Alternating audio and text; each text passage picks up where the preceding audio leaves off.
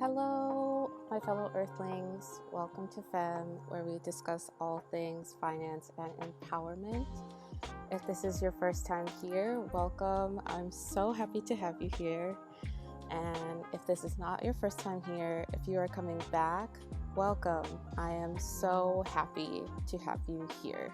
So a little while ago, I made a video about character development and 5 qualities that a person with strong character has. And in this video, I want to delve a little bit deeper into one of them. I'm going to talk about how to become a more trustworthy and reliable person. Everything that I'm about to say in this video is based on my own experience and my own journey to becoming the best version of myself possible. What is working for me might not work for you. That is totally okay. Use your discernment and discretion to decide what works for you and what does not. So without further ado, let's get into it. Now, in order to be considered a trustworthy and reliable person, you need to be someone whose words and actions match. You need to be someone whose words and actions match your thoughts as well. So thoughts matching actions, matching words, that is someone who is trustworthy. That is someone who has integrity. I think the first step to becoming somebody who is both trustworthy and reliable is to be honest with yourself. In order to be honest with yourself, you should have a pretty good understanding of the kind of person you really are. You need to tell yourself the truth and perceive yourself objectively. For example, how do you speak to yourself? Do you tell yourself things about yourself that are true?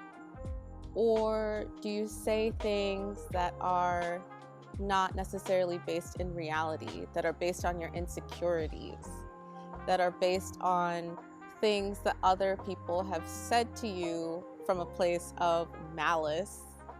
And are you somebody who follows through on your own promises to yourself? When you say that you're going to do something, do you do that? Becoming trustworthy and reliable with yourself is, in my opinion, a very important stepping stone for becoming reliable and trustworthy with other people. Because if you cannot even trust yourself to follow through with the promises that you make, and if you cannot trust yourself to speak to yourself with not only kindness but actual truth, then I don't think that other people can expect that from you either. So start with self-trust. And the way to do that is to practice truth and reliability daily. How do you practice it daily? You set realistic goals for yourself. So for example, if you have decided that you would like to learn a second language, set yourself up for success. Set goals that you can realistically reach. If you're studying vocabulary, for example, how many words a week can you realistically learn? It could just be 1. You could honestly set the goal of learning 1 new word in that language a week and fulfill that. Because when it comes to self-trust and self-reliability, it's not about how much you complete yet. It's about the fact that you complete it. In order to build trust in yourself, in order to consider yourself a reliable person, you have to say something, say that you want to do something, and then do it. And in the beginning, it doesn't matter how big or small that thing is, so long as it gets done. Once you see yourself completing these goals every single day, you start to trust yourself more. And then you can start setting bigger ones. that are still in the realm of reality, of course, that are still achievable for you. Because again, it's not about the goal you set. It's not about the bigness or smallness or grandiosity or mediocrity of the goal right now. It's about the fact that you want to set a goal and then get it done. It's about building trust in yourself and perceiving yourself as somebody who can get things done. And if you have to start small to do that, then start small to do that. The next thing that I think is important to do if you want to establish yourself as a trustworthy and reliable person is to practice honest communication. In my video about character development, I touched on this a little bit, but I really think that the reason why truth-telling is so hard for so many people is because we are socialized to believe that the truth is supposed to hurt. We are socialized to believe that the truth is brutal, that it's something that must be told in a way that harms. I have completely unsubscribed from that way of thinking.